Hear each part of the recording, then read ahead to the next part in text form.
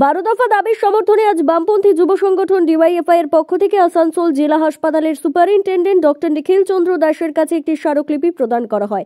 ওই অনুষ্ঠানে ভিক্টর আচার্য, অতনু মুখার্জি, সুজিত কুরি, শান্তি মজুমদার, সঞ্জয় প্রামাণিক প্রমুখরা উপস্থিত ছিলেন। আজ 12 দফা দাবির সমর্থনে এই স্মারকলিপি জমা দেওয়া হয়। এতে জেলা হাসপাতালের শূন্যপদ পূরণ, যত তাড়াতাড়ি সম্ভব জেলা হাসপাতালের ট্রমা সেন্টার খুলে এটি সম্পূর্ণরূপে চালু করার দাবি জানানো হয়। পাশাপাশি হাসপাতালের বিভিন্ন বিভাগে রোগীদের নেওয়ার জন্য কর্মী নিয়োগের দাবিও জানানো হয়। সংগঠনের পক্ষ থেকে বলা হয়েছে যে প্রায়শই দেখা যায় হাসপাতালের এক বিভাগ থেকে অন্য বিভাগে রোগীদের নেওয়ার জন্য কোনো কর্মী নেই এবং রোগীর আত্মীয়দের এই কাজ করতে হয়। সংগঠনের পক্ষ থেকে দাবি করা হয়েছে যে এই কাজের জন্য প্রশিক্ষিত কর্মী নিয়োগ করা হোক। এই 12 দফা দাবির সমর্থনে আজ এই স্মারকলিপি জমা দেওয়া হলো। আগামী 15 দিন পর আমরা আবার আসবো এবং আমরা যে ডেপুটেশন আকারে যে বিষয়গুলো ওনার কাছে উত্থাপন করেছি সেগুলো অবিলম্বে ব্যবস্থা গ্রহণ করতে হবে।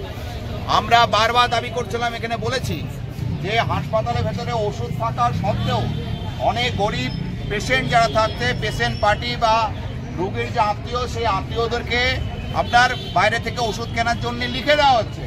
আমাদের ডেপুটেশন চলাকালীন আমরা হাতে নাতে যেটা পেলাম যে একজন পেশেন্ট পার্টি এসে জানালেন যে তার যে রোগী ভর্তি আছে মেল ওয়ার্ডে, সেই মেল ওয়ার্ডে ভর্তি থাকা অবস্থায় স্লিপ করে দেওয়া হয়েছে, যে স্লিপে কোনো সই নেই, স্লিপ করে দেওয়া হয়েছে। বাইরে থেকে স্লাইন সহ অন্যান্য জিনিসপত্র ওষুধপত্র কিনে নিয়ে আসতে হবে এবং সঙ্গে সঙ্গে তাৎক্ষণিকভাবে আমরা সুপারের কাছে বিষয়টা দৃষ্টি আকর্ষণ করি, সুপারকে বলি এবং সেই সুপারের কথা অনুযায়ী আমাদের কমরেডরা মেল ওয়ার্ডে যায় এবং যিনি এটা লিখেছেন তাকে ডেকে নিয়ে আসার জন্য। একদিকে সুপার বলছেন না, এই ওষুধ আছে, এই স্লাইন আছে, বাইরে থেকে কিনে নেওয়ার কোনো প্রয়োজন নেই, অথচ মেল ওয়ার্ডে আপনার লিখে দিচ্ছে। আমরা তাকে ডেকে আনার জন্য আমাদের কমরেডে যখন যায়, সেখানকার সিকিউরিটি যারা আছে তারা অভদ্র আচরণ করে আমাদের কমরেডদের। আমরা তীব্র ধিক্কার জানাচ্ছি এবং সুপারের কাছে এই যে যারা করেছেন তাদের দৃষ্টান্তমূলক ব্যবস্থা গ্রহণ করার জন্য আমরা বলে এসেছি।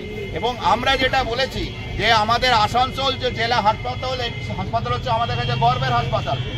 ট্রমা কেয়ার সেন্টার লেখা আছে, কিন্তু এখানে কোনো ট্রমা কেয়ার সেন্টারের যে ইনফ্রাস্ট্রাকচার তার কিচ্ছু নেই। আমরা বলেছি যে রোগীদের যে আত্মীয় পরিজন যারা থাকেন, তারা রাতের বেলায় যখন এখানে থাকেন তাদের থাকার কোনো ব্যবস্থা নেই।